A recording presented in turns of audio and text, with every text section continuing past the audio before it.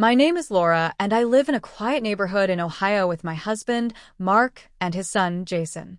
Our home is the kind of place that looks picture-perfect from the outside. White siding, a red front door, and a trimmed lawn with flower beds I planted myself. To neighbors, we must look like a stable family, the kind where nothing ever really goes wrong. But what people see on the surface is not always what's happening inside.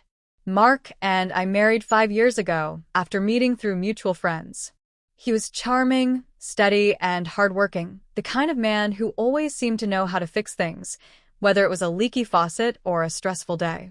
He had been divorced for a few years when I met him, and Jason, his only son, had split time between us and his mother in the early days. At first, Jason kept his distance from me. He was polite, but guarded, and I couldn't blame him. I wasn't his mother. I was a stranger trying to fit into his already complicated world. It took time, but slowly, we built something like trust. I helped him with school projects, took him shopping for clothes, even cheered from the bleachers at his basketball games. Though he never called me Mom, he stopped seeing me as just Dad's wife. That was enough for me. By the time Jason turned 17, we had a kind of unspoken truce between us, a rhythm that worked. That's why what happened that Sunday morning shook me so deeply. Mark had gone to the hardware store, leaving Jason upstairs in his room while I cleaned up after breakfast. I remember humming to myself as I walked into the bathroom, steam from the shower curling in the air as I turned the water on. It was supposed to be just another ordinary morning. I stepped under the water, let the warmth rush over me, and felt the kind of peace that comes only in those small, quiet moments when no one is asking for your attention. But that peace shattered in an instant. The bathroom door swung open. Jason stood there, framed in the doorway, his hand still on the knob.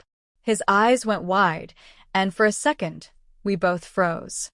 My body stiffened, and I yanked a towel around myself with shaking hands. "Jason," I gasped.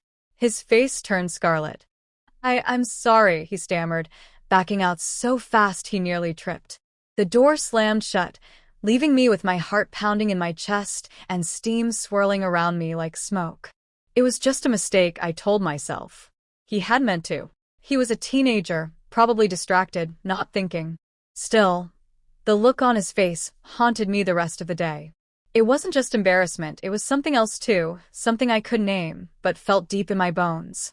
When Mark came home later with bags of tools, I didn't say a word about it. What good would it do? Jason was already humiliated, and pointing it out would only make things worse. So I swallowed the discomfort and pretended nothing had happened. But Jason couldn't pretend. Not completely. The next few days were different. He avoided looking at me directly, his words came out awkward and clipped, and when we were in the same room, he seemed restless, like he didn't know where to put himself. At dinner, his fork scraped against the plate as he pushed food around instead of eating. When I asked about school, he muttered one-word answers. At first, I told myself it would pass. Teenagers go through phases all the time. But then, one night, as I walked past his room, I heard him talking on the phone. His voice was low, but the words carried. "I don't know, man. It's just, I can't look at her the same way anymore." Her. I froze outside his door, my hand gripping the banister. My stomach twisted. He was talking about me. That was when I realized the accident in the bathroom had shaken him. Too. Maybe more than it had shaken me. I lay awake that night, staring at the ceiling, wondering what it meant for all of us. And that's when the guilt set in. Because the truth was, the bathroom wasn't the only secret I was hiding. There was something far bigger, something I hadn't told anyone.